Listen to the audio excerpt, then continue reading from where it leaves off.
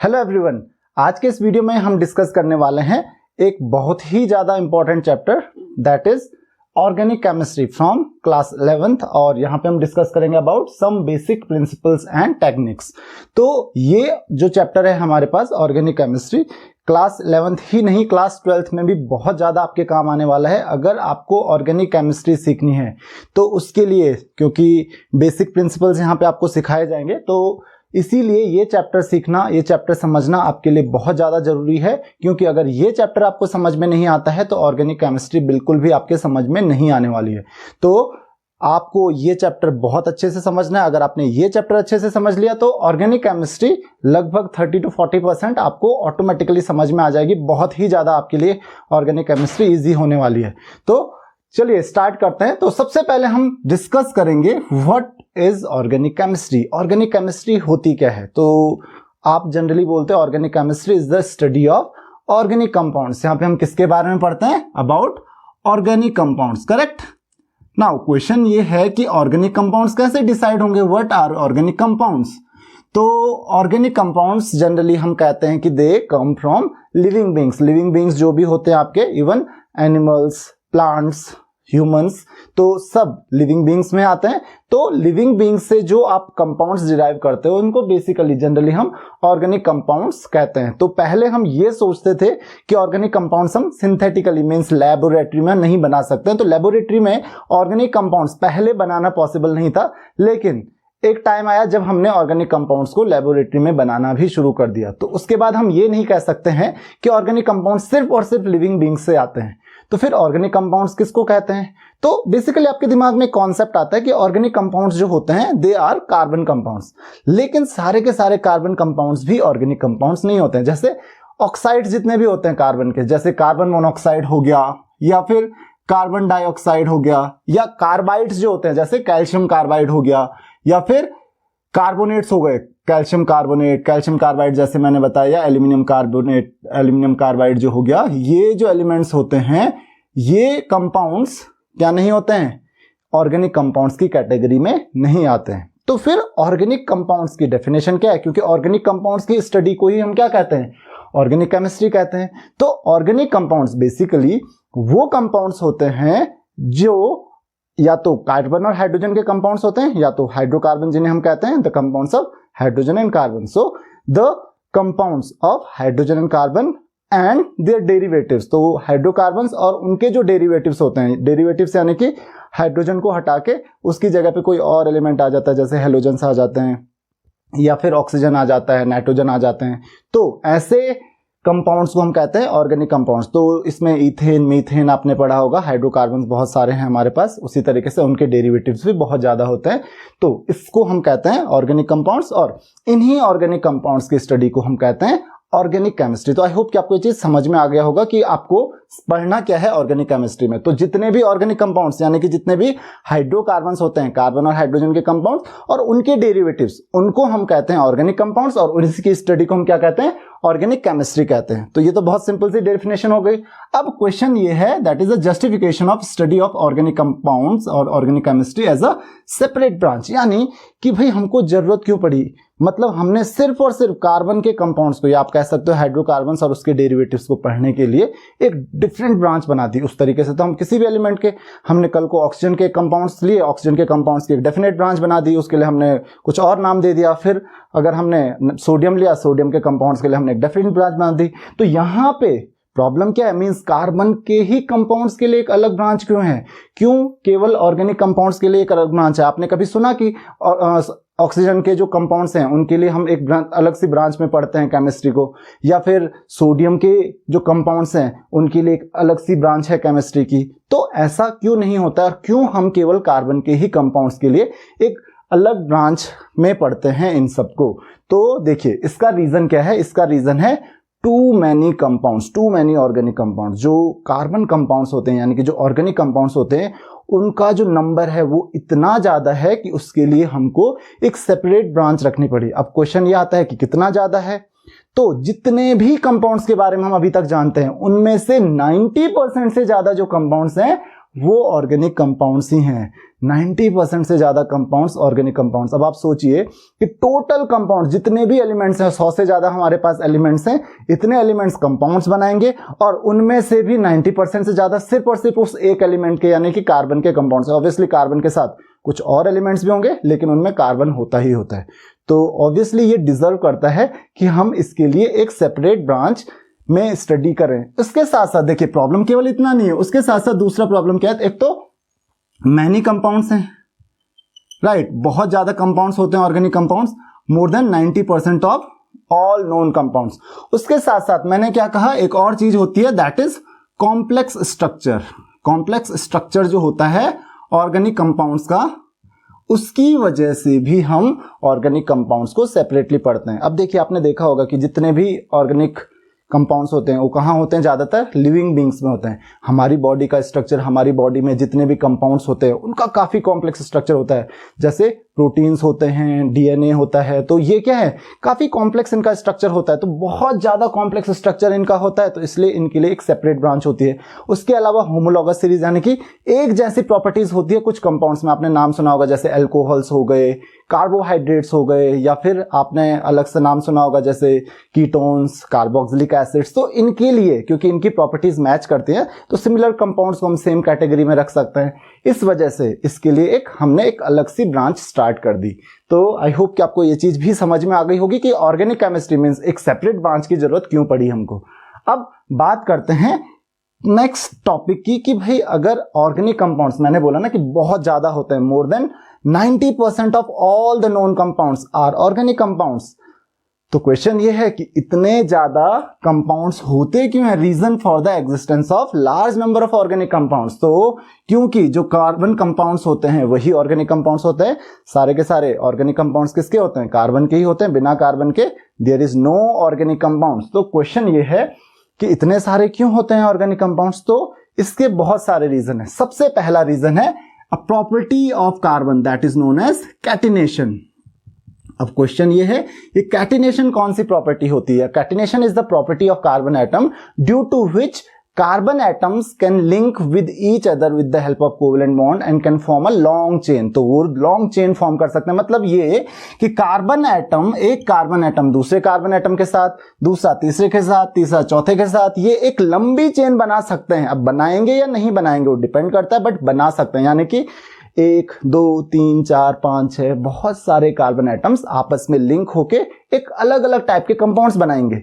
तो इसकी वजह से इस प्रॉपर्टी को हम क्या कहते हैं, this property is known as catenation. और इस कैटिनेशन की वजह से इतने सारे कंपाउंड्स ये बनाने के लिए सफिशिएंट है, इजीली ये कंपाउंड्स बना सकता है। उसके अलावा ये जो चेन्स बनाते हैं ये डिफरेंट टाइप की चेन बना सकते हैं। ये तो स्ट्रेट चेन हो गई, एक के बाद एक होती है ब्रांच चेन। मान लेते हैं यहाँ पे भी कार्बन आ गया, फिर इधर भी कार्बन आ गया, है ना, इसको हम कहते हैं ब्रांच चेन। तो स्ट्रेट चेन बना सकता है। स्ट्रेट चेन जैसे कि मैंने भी बताया दिस इज स्ट्रेट चेन। और अगर यहाँ पे कार्बन आ गया, this is branch chain, branches निकल गई तो सीधी स्ट्रेट चेन तो है ही, साथ में इधर भी कार्बन एटम्स हैं तो ये क्या हो गई, ब्रांचेस भी हो गई इसकी।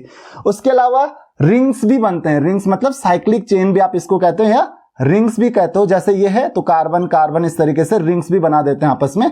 तो ये क्या है, ये रिंग है। तो कुछ भी ये बना सकते हैं, मीन्स किसी भी तरीके से अरेंज हो सकते हैं आपस में। तो ये चाहे तो स्ट्रेट चेन बनाए, चाहे तो ये रिंग्स बनाए, चाहे तो ये जो ब्रांच चेन है उनको भी बना सकते हैं। तो इसकी वजह से, कैटिनेशन की वजह से बहुत सारे टाइप के कंपाउंड्स ऑलरेडी बना देते हैं। अब इतना ही नहीं है, एक और प्रॉपर्टी है कार्बन एटम की, दैट इज टेट्रावैलेंसी, जिसकी वजह से ये इतने सारे कंपाउंड्स बनाता है। अब देखो कैटिनेशन की प्रॉपर्टी जो है ना और भी एलिमेंट्स में होती है, जैसे थोड़ा बहुत सिलिकॉन में होती है, थोड़ी कुछ ना कुछ एलिमेंट्स में हो जाती है, लेकिन इतनी ज्यादा किसी में नहीं होती जितनी एबिलिटी कार्बन में होती है। इसकी वजह से इतनी हाई जो प्रॉपर्टी होती है कैटिनेशन की, वो अलग अलग टाइप के कंपाउंड्स बना सकता है।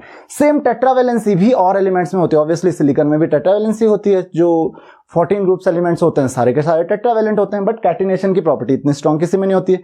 अब टेट्रावैलेंसी का मतलब क्या हुआ, 4 इसकी वैलेंसी होती है, आउटर मोस्ट शेल में 4 इलेक्ट्रॉन्स होते हैं। इसकी वजह से 4 बॉन्ड्स बनाता है, क्योंकि ऑब्वियसली इसको अपना आउटर मोस्ट शेल कंप्लीट करना है स्टेबल इलेक्ट्रॉनिक कॉन्फ़िगरेशन के लिए। तो ध्यान रखिए कार्बन हमेशा अपने कंपाउंड्स में 4 बॉन्ड्स जरूर बनाएगा, चाहे वो, अब 4 बॉन्ड्स बनाने का मतलब क्या हो, वो 4 अपने इलेक्ट्रॉन्स शेयर करेगा, दूसरा एटम भी कोई 4 इलेक्ट्रॉन शेयर करेगा तो 4 बॉन्ड जरूर बनाएगा। वो 4 में से ध्यान रखिए, वो चाहे तो हो सकता है कि 4 में से चारों के चारों सिंगल बॉन्ड बनाए, या फिर एक डबल बॉन्ड बनाए और 2 सिंगल बॉन्ड बनाए, या फिर एक ट्रिपल बॉन्ड बनाए और एक सिंगल बॉन्ड बनाए, लेकिन 4 बॉन्ड्स इसके किसी भी तरीके से पूरे हो जाते हैं। तो टेट्रा वैलेंसी ही इसकी होती है, तो वो अपने 4 वैलेंसी को किसी भी हालत में कंप्लीट करेगा। उसके अलावा एक और रीजन है, दैट इज आइसोमरिज्म। आइसोमरिज्म की वजह से इतने सारे कंपाउंड्स और बढ़ जाते हैं। एक तो ऑलरेडी कैटिनेशन और टेट्रावैलेंसी की वजह से इतने सारे कंपाउंड्स फॉर्म करेगा,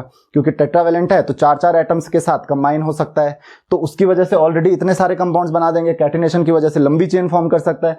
फिर तीसरा रीजन आता है आइसोमरिज्म। अब आइसोमरिज्म क्या है? आइसोमरिज्म जैसे कि जो भी कंपाउंड है उसका मॉलिक्यूलर फॉर्मूला तो सेम रहता है, 2 अलग अलग कंपाउंड्स हैं, इनका मॉलिक्यूलर फॉर्मूला सेम रहेगा, लेकिन अरेंजमेंट जो होता है, या आप कह सकते हो स्ट्रक्चर जो होता है, या फिर प्रॉपर्टीज जो होती हैं वो अलग अलग हो जाती हैं। तो 2 कंपाउंड्स हैं, उनका मॉलिक्यूलर फॉर्मूला सेम है, लेकिन उनकी प्रॉपर्टीज जो हैं वो अलग अलग हैं। तो इसकी वजह से क्या होगा, क्योंकि उनकी प्रॉपर्टीज अलग अलग हो रही हैं, मॉलिक्यूलर फॉर्मूला सेम है, तो एक ही मॉलिक्यूलर फॉर्मूला के बहुत सारे कंपाउंड्स हो सकते हैं। तो पहले तो वैसे ही इतने सारे कंपाउंड्स बन रहे थे, ऊपर से सेम मॉलिक्यूलर फॉर्मूला के इतने सारे कंपाउंड्स बन जाएंगे। This property is known as, this phenomenon is known as isomerism. तो आइसोमरिज्म क्या होता है? The phenomenon due to which 1 or more compounds, or you can say 2 or more compounds have same molecular formula but different physical और chemical properties। तो यहां पे अलग अलग कंपाउंड्स होते हैं, मॉलिक्यूलर फॉर्मूला भले ही सेम है लेकिन प्रॉपर्टीज अलग अलग होती हैं। तो एक ही मॉलिक्यूलर फॉर्मूला के एक से ज्यादा कंपाउंड्स भी हो सकते हैं। तो इतने सारे रीजंस एक साथ, इसकी वजह से बहुत सारे कंपाउंड्स बन जाते हैं। एक और रीजन मैं आपको बता देता हूं, that is ability to form multiple bonds. Ability to form multiple bonds. तो ये जो कार्बन होता है, कार्बन की एक खास एबिलिटी होती है, वो मल्टीपल बॉन्ड्स फॉर्म कर सकता है। सिंगल तो कर ही सकता है, सिंगल के साथ साथ ये डबल बॉन्ड भी फॉर्म कर लेता है, ट्रिपल बॉन्ड भी फॉर्म कर लेता है। और खास बात क्या है कि कार्बन एटम्स जो हैं वो कार्बन एटम्स के साथ ही डबल या ट्रिपल बॉन्ड फॉर्म नहीं करते हैं, बल्कि दूसरे एलिमेंट्स के साथ भी सिंगल, डबल या ट्रिपल बॉन्ड्स फॉर्म कर लेते हैं। जैसे कार्बन ऑक्सीजन के साथ डबल बॉन्ड फॉर्म कर लेता है, जिसको जिस चीज की जरूरत होती है। नाइट्रोजन के साथ वो ट्रिपल बॉन्ड फॉर्म कर लेता है, सल्फर के साथ डबल बॉन्ड फॉर्म कर लेता है। तो इस तरीके से कार्बन जो है वो बहुत सारे एटम से अटैच हो जाता है, बहुत सारे तरीके के कंपाउंड्स फॉर्म कर लेता है। तो आई होप कि आपको ये बात समझ में आ गई होगी कि इतने सारे ऑर्गेनिक कंपाउंड्स हमारे पास होते क्यों हैं, क्या रीजन है कि इतने सारे ऑर्गेनिक कंपाउंड्स एग्जिस्ट करते हैं। जितने भी कंपाउंड्स को हम अभी तक जानते हैं उनमें से 90% से ज्यादा कंपाउंड्स ऑर्गेनिक कंपाउंड्स हैं। तो ये इसके बेसिक रीजंस हैं। तो आई थिंक कि आपको ये चीज समझ में आ गई होगी। Now let's move to the next topic, that is shape of organic compounds। Organic compounds का shape कैसा होता है? तो बेसिकली आपको ऑलरेडी पता है, ये हमने चैप्टर 4 में पढ़ा था। आपने चैप्टर 4 पढ़ा था, दैट इज केमिकल बॉन्डिंग। तो वहां पे केमिकल बॉन्डिंग और मॉलिक्यूलर स्ट्रक्चर हमने वहां पे पढ़ा था कि मॉलिक्यूल्स का शेप कैसा होता है, उनका स्ट्रक्चर कैसा होता है। और वहां पे हमने एक टर्म पढ़ी थी, दैट इज हाइब्रिडाइजेशन। अगर आपने वो वीडियो ठीक से नहीं देखे अभी तक, अगर आपने चैप्टर 4 नहीं पढ़ा, तो प्लीज एक बार उस चैप्टर को बहुत अच्छे से पढ़ लीजिए, क्योंकि वो चैप्टर बहुत बेसिक चैप्टर है, बहुत बेसिक कॉन्सेप्ट्स लेके आता है। अगर उस चैप्टर के कॉन्सेप्ट्स आपको समझ में नहीं आते हैं तो आपको कहीं ना कहीं थोड़ी बहुत ऑर्गेनिक केमिस्ट्री में प्रॉब्लम होने वाली है। तो आप वो चैप्टर बहुत अच्छे से पढ़ लीजिए। अगर आपने वो चैप्टर नहीं पढ़ा है, मैं डिस्क्रिप्शन में सारे वीडियोस के लिंक दे देता हूं, आप उस चैप्टर को अच्छे से पढ़ लीजिए। तो ये है आपके पास next topic, that is shape of organic compound. अब यहां पे देखिए, जैसे कि मैंने आपको बताया, आपको हाइब्रिडाइजेशन समझना होगा, वो हमने 4th चैप्टर में पढ़ा था। तो एक डिफरेंट वीडियो मैंने उसके लिए बनाया है। तो हाइब्रिडाइजेशन जो होता है कार्बन एटम का, वो होता है sp3 या फिर sp2 या फिर sp, और इसी बात पे डिपेंड करता है कि मॉलिक्यूलर स्ट्रक्चर कैसा होगा। सबसे बेसिक कंपाउंड जो होता है organic compound, that is methane.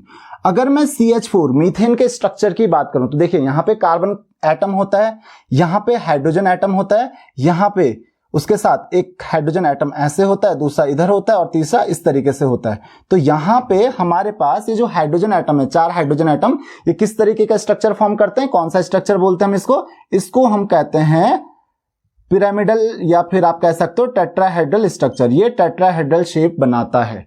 तो आप देख सकते हो इस स्ट्रक्चर को हम क्या कहते हैं? इसको हम कहते हैं टेट्राहेड्रल। तो टेट्राहेड्रल ये शेप बनाता है। तो इस वजह से, क्योंकि ये टेट्राहेड्रल शेप बना रहा है, और ये क्यों बना रहा है? जब भी sp3 हाइब्रिडाइजेशन होगा, वहां पे मैंने आपको बताया था sp3 हाइब्रिडाइज्ड कार्बन एटम क्या बनाता है? जनरली टेट्राहेड्रल शेप बनाता है। अब यहाँ पे बना रहा है tetrahedral shape. Tetrahedral shape 3 dimensional होता है। अब इस 3 डायमेंशनल को हम बोर्ड पे बना नहीं पाते हैं, तो उसके लिए हम एक तरीका सूझे हमको, एक तरीका हमारे पास होता है कि हम क्या करते हैं, हम जो कार्बन एटम्स होते हैं, यानी कि हमारे पास एक कार्बन एटम है, यहाँ पे हमारे पास 2 हाइड्रोजन एटम्स इससे लिंक्ड हैं, करेक्ट? तो ये 2 बॉन्ड्स जो होते हैं, जो कार्बन एटम है, इन 2 हाइड्रोजन एटम्स के साथ एक सिंगल बॉन्ड बना रहा है। इन 2 बॉन्ड्स को हम बना देते हैं सेम प्लेन पे। अब क्योंकि मैंने कहा 3 डायमेंशनल स्ट्रक्चर है, तो एक हाइड्रोजन के साथ जो बॉन्ड बनाएगा, जैसे ये वाला हाइड्रोजन था, तो that is away from the plane, मतलब हमारी तरफ, आपकी तरफ ये बॉन्ड होगा, यानी कि जो हाइड्रोजन एटम होगा वो आगे की तरफ होगा। तो इसको हम किस तरीके से डिनोट करते हैं? इसको हम डिनोट करते हैं सॉलिड वेज से। किस तरीके से? वेज, ट्रायंगुलर शेप जो होता है, सॉलिड वेज, इस तरीके से हम इसको डिनोट करते हैं। तो यहां पे हो गया आपका ये हाइड्रोजन। ये क्या होता है? This is towards observer. Observer कौन है? वो आप हो, तो ये आपकी तरफ होगा, टूवर्ड्स ऑब्जर्वर। तो ये वाला जो बॉन्ड है वो इस बोर्ड पे नहीं है, बल्कि आपकी तरफ है। तो कभी भी आपको ऐसा डार्क दिखे, इसका मतलब समझ जाना कि ये वाला जो बॉन्ड है वो बुक से बाहर की तरफ निकला हुआ है। ये बुक है तो ये आपकी तरफ आ रहे हैं। और एक और बॉन्ड होता है, वो होता है आपके बोर्ड, ये बोर्ड के पीछे, यानी कि बुक के पीछे। तो हम इस प्लेन से पीछे तो बना नहीं सकते, तो हम कैसे करते हैं उसको हम बनाते हैं डैश्ड वेज से। कैसे बनाते हैं हम उसको? डैश्ड वेज से। तो यहां पे डैश्ड वेज हम इस तरीके से बना सकते हैं उसको। तो डैश्ड वेज हम बना देते हैं इस तरीके से, ये बॉन्ड आपका बन जाएगा। तो आई होप कि आपको ये चीज समझ में आ गई होगी कि ये बॉन्ड कैसे बनता है। ये तो ये क्या है? दिस इज अवे, ये आपसे दूर की तरफ है। This is away from observer, ये ऑब्जर्वर से दूर की तरफ है, ये आपसे दूर की तरफ ये बॉन्ड बनता है।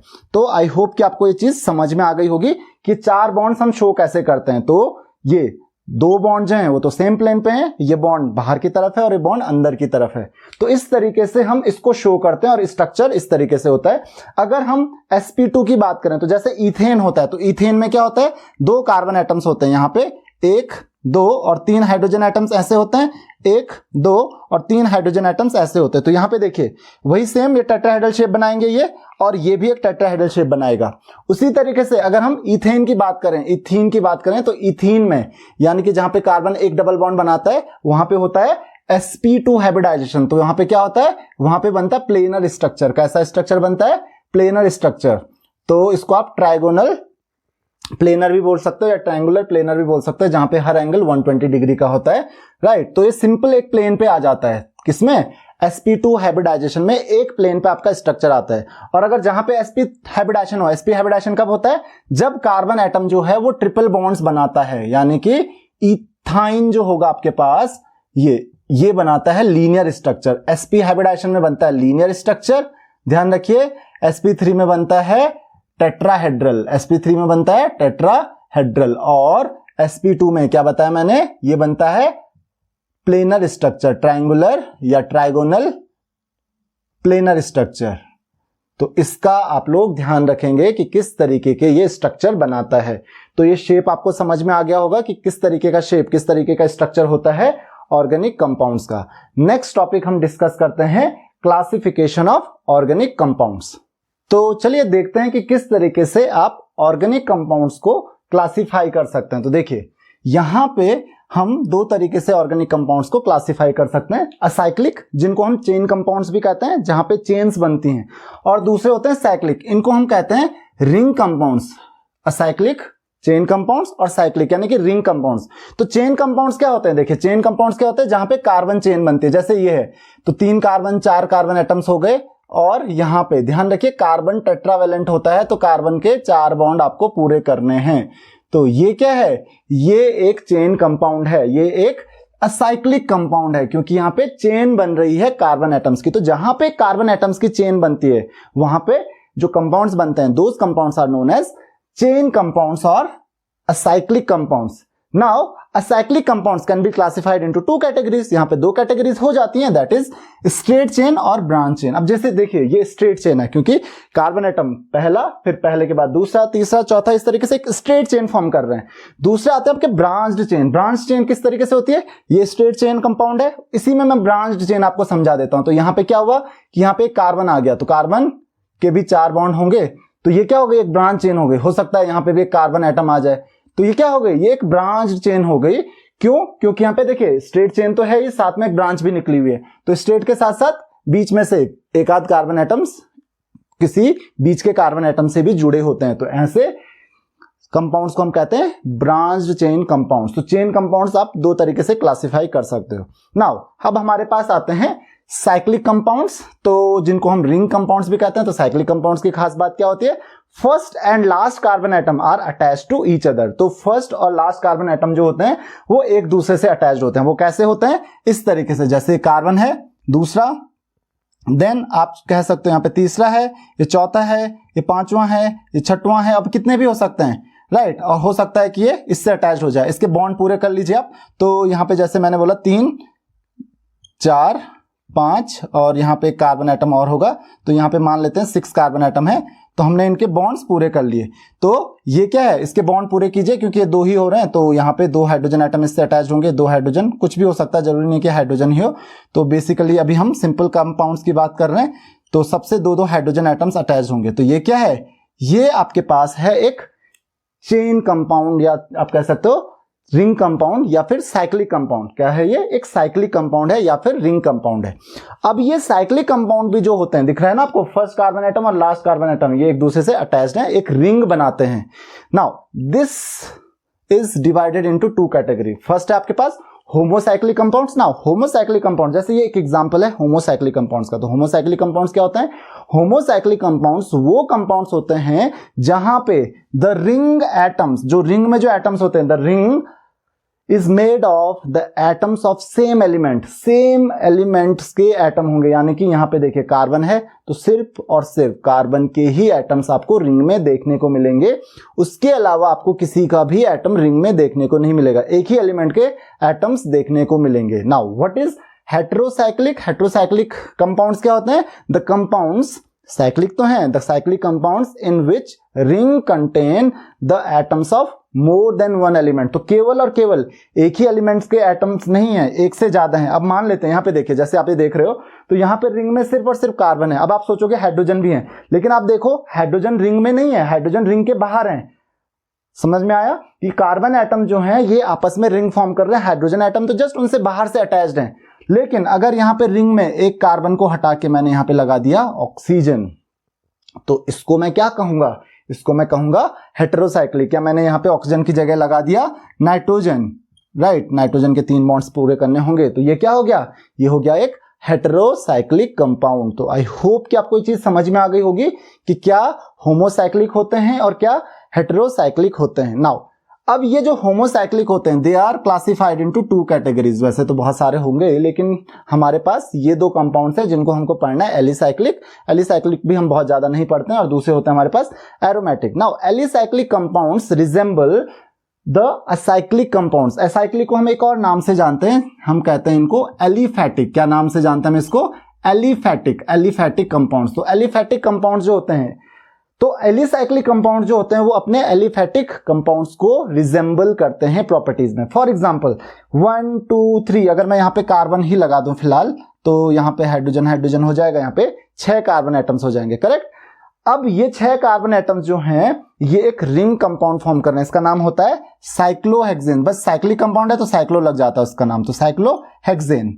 अब अगर मैं इसका अगर चेन डेरिवेटिव बनाता, चेन कंपाउंड बनाता, तो ऐसे बन सकता था CH3 CH2 CH2 में शॉर्ट में लिख रहा हूं, CH2 1 2 3 4 5 और एक CH3, करेक्ट। अब मैंने ऐसे कैसे लिखा मैं आपको बाद में बताऊंगा। तो ये फिलहाल आप 6 कार्बन एटम देखिए, 6 कार्बन एटम इस तरीके से जुड़े होंगे, इसका नाम क्या हो जाएगा, हेक्सेन हो जाएगा ये। तो यहां पे क्या होगा, यहां पे देखिए हेक्सेन और साइक्लोहेक्सेन की जो प्रॉपर्टीज होती हैं वो काफी हद तक एक दूसरे से मिलती जुलती हैं, मतलब ये एक दूसरे को रिजेंबल करते हैं, इनकी प्रॉपर्टीज काफी हद तक मिलती जुलती हैं।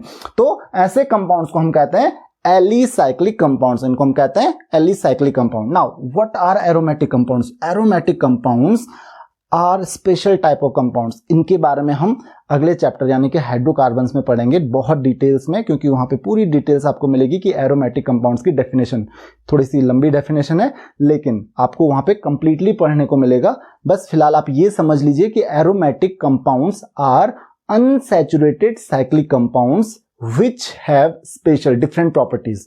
तो काफी डिफरेंट प्रॉपर्टीज इनकी होती हैं, यानी कि चेन कंपाउंड्स के जैसे इनकी प्रॉपर्टीज बिल्कुल भी नहीं होती, उनसे काफी हद तक डिफरेंट होती हैं, काफी अलग प्रॉपर्टीज होती हैं। तो स्पेशल टाइप ऑफ कंपाउंड्स होते हैं। और ये कैसे होते हैं? ये अनसैचुरेटेड होते हैं। नाउ अनसैचुरेटेड का मतलब क्या हुआ? यहां पे कार्बन एटम्स के बीच में जनरली डबल बॉन्ड्स होते हैं। तो जैसे यहां पे अगर मैं बनाना चाहूं तो सबसे बेसिक एरोमेटिक कंपाउंड जो है उसका नाम है बेंजीन, उसका नाम है बेंजीन। तो क्या होता है? यहां पे अल्टरनेट कार्बन एटम्स के बीच में डबल बॉन्ड होता है। तो यहां पे सारे के सारे होते हैं sp2 हाइब्रिडाइज्ड कार्बन एटम। क्या होता है? sp2 hybridised carbon atom. आप देख सकते हो एक डबल बॉन्ड, फिर एक single, double, single, double, single, और बाकी 3 बॉन्ड्स तो ऑलरेडी हो चुके हैं, बाकी सबसे एक एक हाइड्रोजन आप अटैच कर लीजिए। तो ये बन गया आपका क्या? ये बन गया आपका एक एरोमेटिक कंपाउंड। इसका नाम क्या है? इसका नाम है बेंजीन। इसका नाम है बेंजीन। अब ये डबल बॉन्ड आप अल्टरनेट रखिए, ये हटा के आप चाहो तो पहला डबल बॉन्ड यहां पे, इसको छोड़ के यहां पे, इसको छोड़ के यहां पे, ऐसे भी लिख सकते हो। तो ये क्या है हमारे पास? ये है एरोमेटिक कंपाउंड्स। तो आई होप कि आपको ये चीज समझ में आ गई होगी कि एरोमेटिक कंपाउंड्स होते क्या हैं।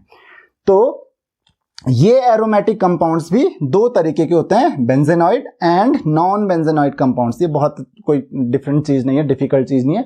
तो जिन कंपाउंड्स में आपको बेंजीन रिंग देखने को मिलेगी, मतलब कि यहाँ पे हाइड्रोजन की जगह पे कोई और एलिमेंट आ जाएगा, कुछ और भी आ सकता है, मतलब ये रिंग बेसिक है। ऐसी रिंग्स आपको देखने को मिलेंगी 6 कार्बन एटम्स वाली, तो उनको हम कहते हैं बेंजेनॉइड कंपाउंड्स। और जिनमें नहीं मिलेंगी उनको हम कहते हैं नॉन बेंजेनॉइड कंपाउंड्स। इनको हम अगेन अगले चैप्टर में डिटेल्स में पढ़ेंगे। तो आई होप कि आपको ये क्लासिफिकेशन समझ में आ गया होगा कि कैसे हम अलग अलग कैटेगरीज में डिवाइड करते हैं ऑर्गेनिक कंपाउंड्स को। तो नेक्स्ट टॉपिक हमारे पास रिप्रेजेंटेशन ऑफ ऑर्गेनिक कंपाउंड। जैसे कि मैंने अभी बताया आपको कि मैंने ऐसे क्यों लिखा, वो मैं अभी बताऊंगा। तो वो किस में आएगा? Representation of organic compounds. तो चलिए डिस्कस करते हैं कि कैसे हम ऑर्गेनिक कंपाउंड्स को रिप्रेजेंट कर सकते हैं। तो डिफरेंट तरीके से हम ऑर्गेनिक कंपाउंड्स को रिप्रेजेंट करते हैं और हम देखेंगे कि कौन सा तरीका सबसे ज्यादा हम यूज करने वाले हैं। तो सबसे पहला है आपका मॉलिक्यूलर फॉर्मूला। मॉलिक्यूलर फॉर्मूला, लेकिन डायरेक्ट मॉलिक्यूलर फॉर्मूला अब हमारे किसी काम नहीं आता। फॉर एग्जांपल जैसे मीथेन है, तो मीथेन का मॉलिक्यूलर फॉर्मूला मैं क्या लिख दूंगा? CH4। इथेन है तो उसका लिख दूंगा C2H6, या फिर प्रोपेन है तो उसका C3H8, या फिर ब्यूटेन है तो C4H10। अब अगर ब्यूटीन है तो उसका हो जाएगा C4H8। ना प्रॉब्लम क्या है? मॉलिक्यूलर फॉर्मूला तो बहुत सिंपल है लिखना, जो तो आप लोग पहले से ही जानते हो।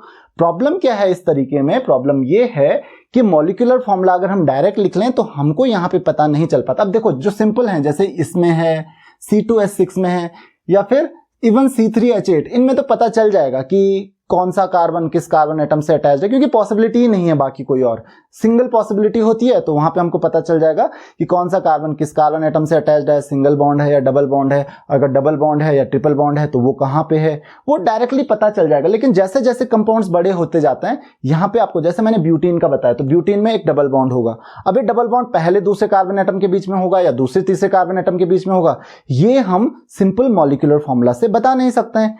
तो उसके लिए हम क्या यूज करते हैं? इसकी वजह से मॉलिक्यूलर फॉर्मूला तो हो जाता है हमारा किसी काम का नहीं, वो बेकार हो जाता है।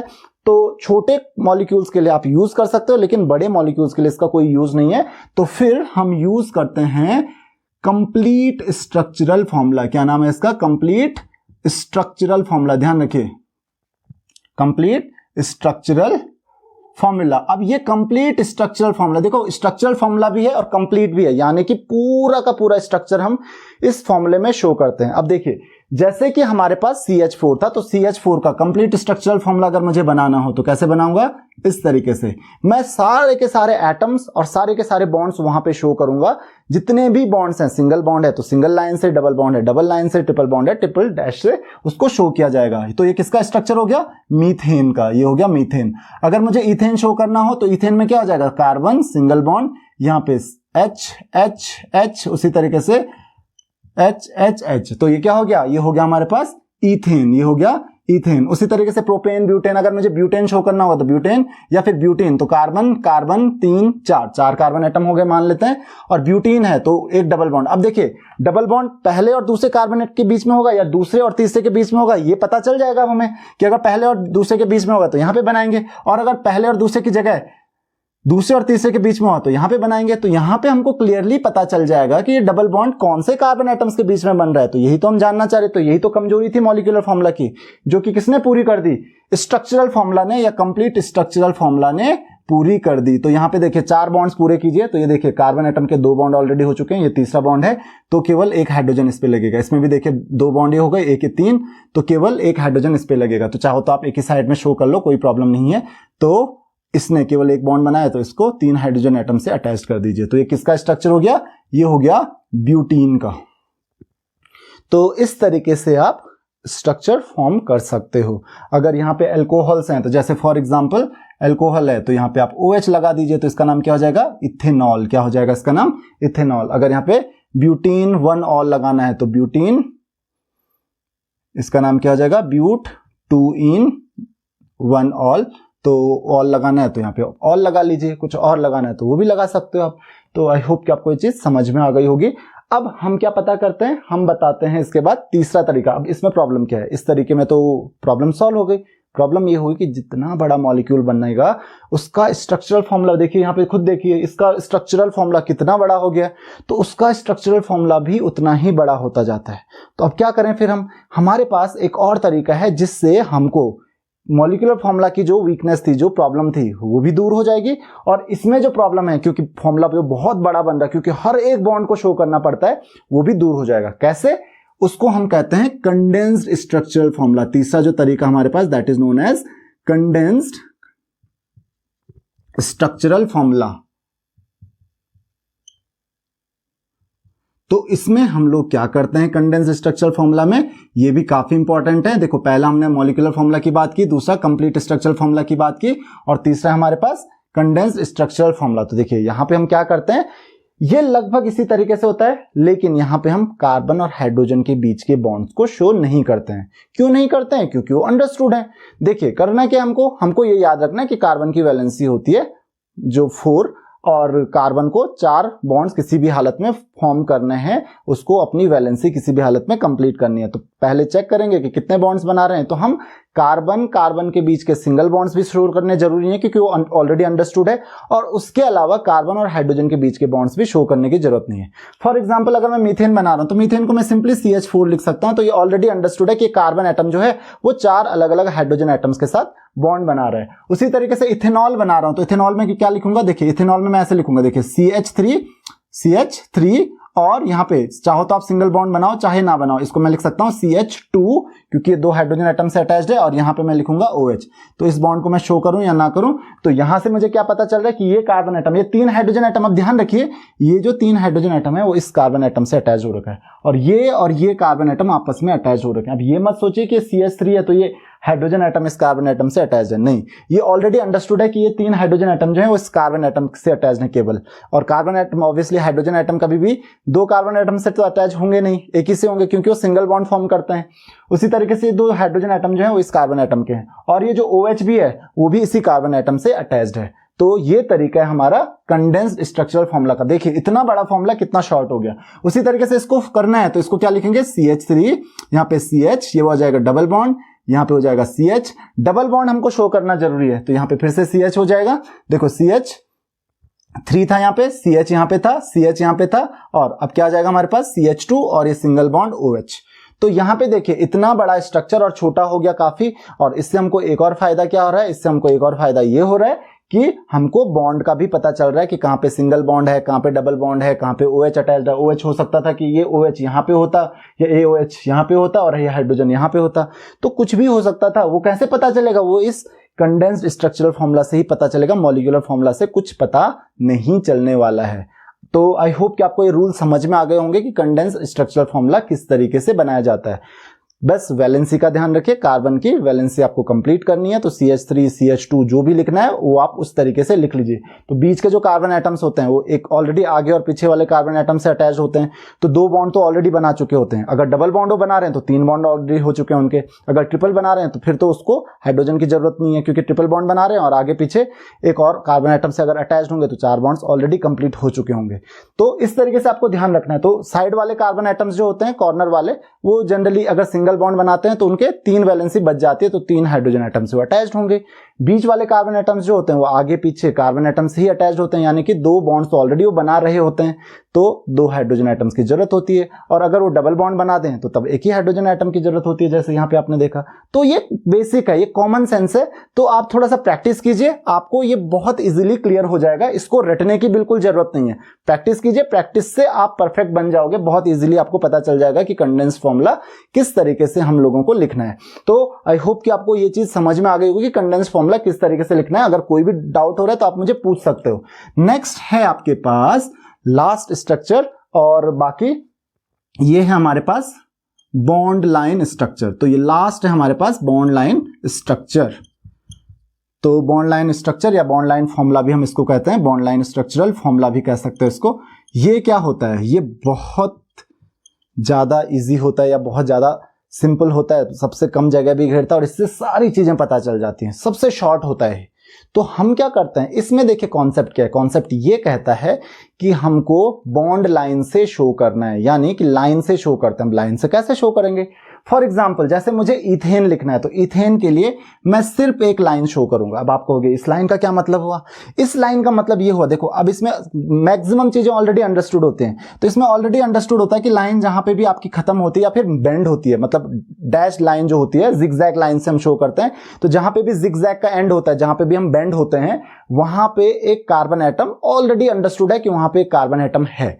तो इसका मतलब यहां पे एक कार्बन एटम है और यहां पे एक कार्बन एटम है, और उस कार्बन एटम को, उस कार्बन एटम की जो वैलेंसी है उसको कंप्लीट करने के लिए जितने हाइड्रोजन एटम्स हैं वो भी ऑलरेडी अंडरस्टूड है। मतलब कितने हाइड्रोजन एटम चाहिए? 3 चाहिए, तो 1 2 3 और 1 2 3। तो ये क्या हो गया? इसका बॉन्ड लाइन स्ट्रक्चर हो गया। तो देखिए ये समझ गए आप। तो इसका मतलब ये कार्बन एटम शो करने की जरूरत नहीं है और कार्बन एटम से अटैच हाइड्रोजन एटम्स को शो करने की जरूरत नहीं है। अब बाकी चीजों का क्या? जैसे ऑक्सीजन आ गया, हेलोजन आ गया, क्लोरीन आ गया, ब्रोमीन आ गया, उसका क्या? उनको शो करने की जरूरत पड़ेगी। मतलब क्या कहा मैंने? कार्बन एटम्स और कार्बन एटम्स से अटैच्ड हाइड्रोजन एटम्स को शो करने की आपको जरूरत नहीं है, वो ऑलरेडी अंडरस्टूड हैं। उसके अलावा जो कुछ भी आता है उनको शो करना पड़ेगा, क्योंकि उनका हम कुछ नहीं कर सकते, उनके बारे में हमको पता नहीं चलेगा। अब जैसे मैंने बोला इथेन, अगर ये इथेनॉल होता तो इथेनॉल को कैसे शो करेंगे? देखिए यहाँ पे कार्बन एटम अंडरस्टूड है, यहाँ पे कार्बन एटम अंडरस्टूड है, लेकिन कार्बन एटम से अटैच जो है हाइड्रोजन एटम वो भी अंडरस्टूड है, लेकिन ये OH भी तो अटैच्ड है। तो ये OH आपको शो करना पड़ेगा कि सेकंड कार्बन एटम से ये OH अटैच्ड है। तो यहाँ पे देखिए ये एंड हुआ, ये जिगजैग लाइन का दूसरा हुआ, यहाँ से बेंड हो गई, तो यहाँ पे एक कार्बन एटम, यहाँ पे आपका एक कार्बन एटम समझना है। अच्छा, ब्यूटेनॉल अगर मान लेते हैं, ब्यूटीन, जैसे इसी को मैं शो कर रहा था, ब्यूट 2 इनॉल। तो देखिए कार्बन एटम एक, यहाँ पे दूसरा होगा, यहाँ पे तीसरा होगा, यहाँ पे चौथा होगा। तो देखिए 1 2 3 4, यहाँ पे 4 कार्बन एटम है और यहाँ पे चौथे कार्बन एटम से देखिए OH अटैच्ड है, तो चौथे कार्बन एटम से OH बना दीजिए। अब एक और प्रॉब्लम है, यहाँ पे डबल बॉन्ड है, किसके बीच में? सेकंड और थर्ड। तो देखिए यहाँ पे फर्स्ट सेकंड, तो यहाँ पे देखिए फर्स्ट कार्बन एटम यहाँ पे था, सेकंड यहाँ पे, तो सेकंड और थर्ड के बीच में डबल बॉन्ड था, तो डबल बॉन्ड को डबल लाइन से आप शो कर दीजिए। तो देखिए कितना सिंपल स्ट्रक्चर हो गया है। इसका नाम क्या है? इसका नाम हो जाएगा ब्यूट 2 इनॉल। मतलब ये तीनों एक जैसा है। तो देखिए ये स्ट्रक्चर कितना इजी हो गया। अब मान लेते हैं यहाँ पे हाइड्रोजन की जगह, सपोज यहाँ पे हाइड्रोजन की जगह क्लोरीन हो जाता, तो यहाँ पे सेकंड कार्बन एटम पे देखिए फर्स्ट सेकंड, यहाँ पे हाइड्रोजन की जगह क्लोरीन है, तो क्लोरीन आपको शो करना पड़ेगा। मतलब हाइड्रोजन कार्बन के अलावा सब शो करने पड़ेंगे आपको। तो ये बड़ा सिंपल हो गया। अगर ट्रिपल बॉन्ड होता है तो 3 लाइन बना दीजिए। तो आई होप कि आपको ये स्ट्रक्चरल फॉर्मूला भी समझ में आ गया होगा कि किस तरीके से आपको ये बनाना है। नेक्स्ट टॉपिक है हमारे पास homologous series and functional groups. तो पहले हम होमोलॉगस सीरीज डिस्कस करते हैं। तो होमोलॉगस सीरीज एक कंपाउंड्स की एक सीरीज होती है। कैसी सीरीज होती है? इस सीरीज में जो प्रॉपर्टीज होती हैं कंपाउंड्स की are same and they differ by CH2, 1 carbon and 2 hydrogen atoms. तो करस्पॉन्डिंग कंपाउंड जो होते हैं, जो आपके कंटिन्यूअस सीरीज में जो कंपाउंड्स आते हैं वो CH2 से डिफर करते हैं। अब देखिए जैसे यहाँ पे CH4 यानी कि मीथेन, फिर C2H6 इथेन, C3H8। तो 1 कार्बन एटम और 1 हाइड्रोजन एटम्स का डिफरेंस है 2 कंटिन्यूअस कार्बन एटम्स के बीच में। तो जो भी असेंडिंग सीरीज, जब भी हम सीरीज बनाते हैं तो यहाँ पे ध्यान रखिए, 1 कार्बन एटम 2 हाइड्रोजन एटम। देखिए इसमें 1 कार्बन 2 हाइड्रोजन ज्यादा है पिछले वाले से, इसमें 1 कार्बन और 2 हाइड्रोजन ज्यादा है पिछले वाले से, तो ये एल्केन्स की सीरीज हो गई। तो ऐसे में इनकी देखिए प्रॉपर्टीज सेम होती हैं। इनका एक जनरल फॉर्मूला होता है, CH2 का डिफरेंस होता है, मॉलिक्यूलर मास कंटिन्यूअसली बढ़ता है। देखो 1 कार्बन और 2 हाइड्रोजन एटम बढ़ेंगे तो मॉलिक्यूलर मास भी कितना, कार्बन का होता है 12, हाइड्रोजन का होता है 1, तो 2 हाइड्रोजन एटम है तो 2 हो जाएगा, तो 12 + 2 यानी कि 14 ज्यादा होगा पिछले वाले से। तो ये प्रॉपर्टीज इनमें मैच करती हैं। और जो प्रॉपर्टीज होती हैं, फिजिकल प्रॉपर्टीज भी इनकी ग्रेजुअली चेंज होती है, मतलब एकदम से नहीं चेंज होती है, ग्रेजुअली चेंज होती रहती है। तो ये तो हो गई आपकी होमोलॉगस सीरीज, बहुत सारे होते हैं तो हम इसको बाद में पढ़ेंगे, जैसे alkanes, alkenes, alkynes, alcohols, carboxylic acids, ketones, बहुत सारी होमोलॉगस सीरीज आपको देखने को मिलेंगी। अब फंक्शनल ग्रुप, फंक्शनल ग्रुप एक ऐसा ग्रुप होता है जो ये डिसाइड करता है कि कंपाउंड किस तरीके से बिहेव करेगा। Means a functional group is an atom or group of atoms which decide the property of that organic compounds to which it is attached। तो जिस कंपाउंड पे ये अटैच हो रखा है, ये कौन, ये एटम, या फिर एक एटम हो सकता है, सिंगल एटम हो सकता है, या फिर पूरा ग्रुप ऑफ एटम्स हो सकता है, यानी कि एक से ज्यादा एटम्स हो सकते हैं। और इसकी खास बात क्या होती है, यही डिसाइड करता है कि प्रॉपर्टी किस तरीके से होंगी उस ऑर्गेनिक कंपाउंड की। तो उस ग्रुप को हम कहते हैं फंक्शनल ग्रुप। फंक्शनल ग्रुप में ध्यान रखिए, जरूरी नहीं है कि बहुत सारे एटम्स हो, सिंगल एटम भी हो सकता है, एक से ज्यादा भी हो सकता है। अब जैसे एग्जाम्पल दे देता हूं मैं आपको, OH, इसको हम कहते हैं एल्कोहल। बहुत सारे ग्रुप्स हैं अगेन यहाँ पे, एल्कोहल्स हो गए, कीटोन्स हो गए, कार्बोक्सिलिक एसिड्स हो गए, एल्डिहाइड्स हो गए, एस्टर्स हो गए, ईथर्स हो गए। तो बहुत सारे आपको फंक्शनल ग्रुप्स देखने को मिलेंगे। तो फंक्शनल ग्रुप्स, उनके नाम, उनके फॉर्मूला और जो आपका नॉमेनक्लेचर है, उनका नाम कैसे हम लोग रखेंगे, कंपाउंड्स का नाम किस तरीके से रखना है, वो सब हम अगले लेक्चर में डिस्कस करेंगे। तो आई होप कि आपको ये लेक्चर समझ में आ गया होगा। अगर आपकी कोई भी क्वेरीज हैं, कोई भी डाउट्स हैं, आप मुझे कमेंट्स में, फेसबुक, इंस्टाग्राम, कहीं पर भी क्वेश्चंस पूछ सकते हैं। So this is all in this lecture. See you in the next lecture. Thank you very much.